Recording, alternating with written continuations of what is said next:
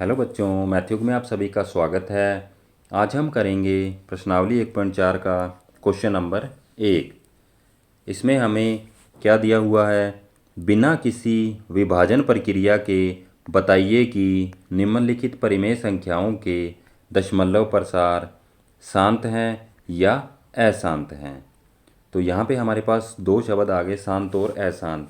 शांत क्या होता है और अशांत क्या होता है, इसकी हमने एक डिटेल में वीडियो बनाई हुई है। उसका लिंक मैं डिस्क्रिप्शन में डाल दूँगा, वहाँ पे जाके उसे डिटेल में देख सकते हैं। यहाँ पे हम इसके बारे में थोड़ा सा पढ़ लेते हैं। शांत दशमलव कौन से होते हैं? शांत दशमलव वो होते हैं जो दशमलव के बाद एक निश्चित संख्या के बाद ख़त्म हो जाते हैं, मतलब दशमलव के बाद जो फिक्स होते हैं। अशांत दशमलव कौन से होते हैं? अशांत दशमलव वो होते हैं जो किसी पॉइंट या दशमलव के बाद चलते रहते हैं, फिक्स नहीं होते। फिक्स नहीं होते, ये कंटिन्यू चलते रहते हैं।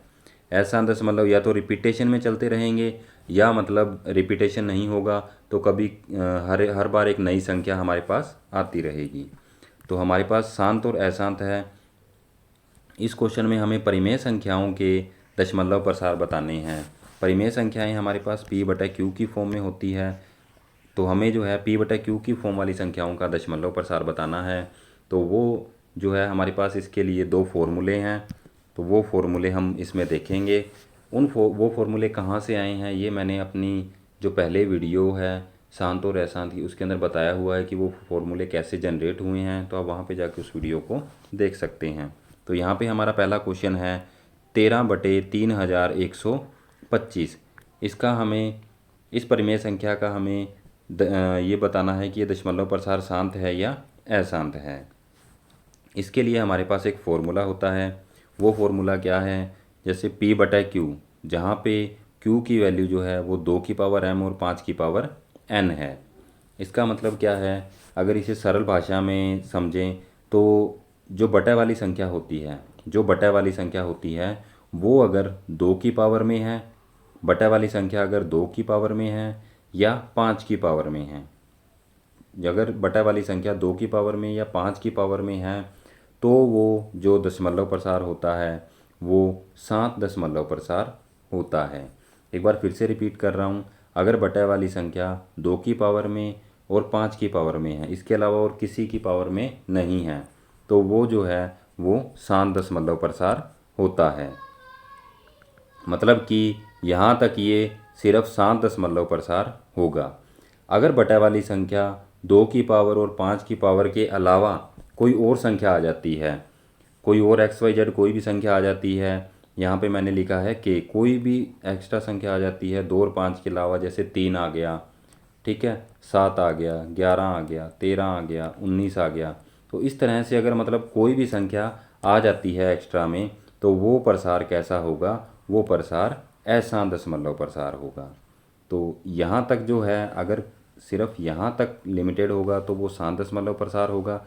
2 और 5 के अलावा अगर और कोई भी संख्या आ गई तो वो कैसा प्रसार होगा, वो अशांत दशमलव प्रसार होगा। इसमें हमें क्या करना होता है, ऊपर वाली संख्याओं के अभाज्य गुणनखंड करने होते हैं, नीचे वाली संख्याओं के अभाज्य गुणनखंड करने होते हैं। अगर उनमें कोई कॉमन है तो वो उसे हम कट कर देंगे।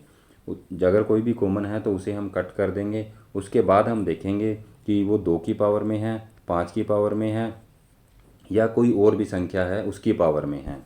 तो उसके बाद हम बताएंगे कि वो शांत है या अशांत दशमलव प्रसार है। तो चलिए इसको आगे हल करते हैं। सबसे पहले हम 13 के अभाज्य गुणनखंड करेंगे। तो 13 के अभाज्य गुणनखंड, 13 एक प्राइम नंबर है तो उसके कोई अभाज्य गुणनखंड नहीं होंगे, 13 का 13 आएगा। अब हम 3125 के अभाज्य गुणनखंड करेंगे। तो इसके लिए हम सबसे पहले इसे देखेंगे ये किससे डिवाइड होता है। तो 3125 या 3125 सबसे पहले 5 से डिवाइड होगा। 5 से जब डिवाइड करेंगे तो ये हमारे पास क्या आएगा, 625। उसके बाद 625 को फिर 5 से डिवाइड करेंगे तो ये हमारे पास आएगा 125। 125 को फिर 5 से डिवाइड करेंगे तो ये हमारे पास आएगा 25। 25 को फिर 5 से डिवाइड करेंगे तो ये हमारे पास आएगा 5, और 5 जो है उसे फिर 5 से डिवाइड करेंगे तो ये हमारे पास आएगा 1। तो इस तरह से हमने देखा कि 3125 के जो गुणनखंड हैं वो सिर्फ 5 की फॉर्म में आ रहे हैं, तो ये क्या आ जाएगा 5 की पावर 5। तो इसे हम लिख देंगे कि जो 13/3125 है उसे हम लिख सकते हैं 13/5 की पावर 5। अब हमारे पास फॉर्मूला है, अगर डिनोमिनेटर या हर अगर 2 की पावर या 5 की पावर में आता है तो वो कैसा दशमलव प्रसार होगा, 7 दशमलव प्रसार होगा। यहाँ पे हमारे पास ये सिर्फ 5 की पावर में आया है, तो ये प्रसार कैसा होगा, 7 दशमलव प्रसार होगा। तो ये क्वेश्चन इतना ही था। इसके बाद अगली वीडियो में हम अगला क्वेश्चन करेंगे। तो अगर इसमें कोई भी आपको डाउट है तो आप जो है मुझे कमेंट करके पूछ सकते हैं।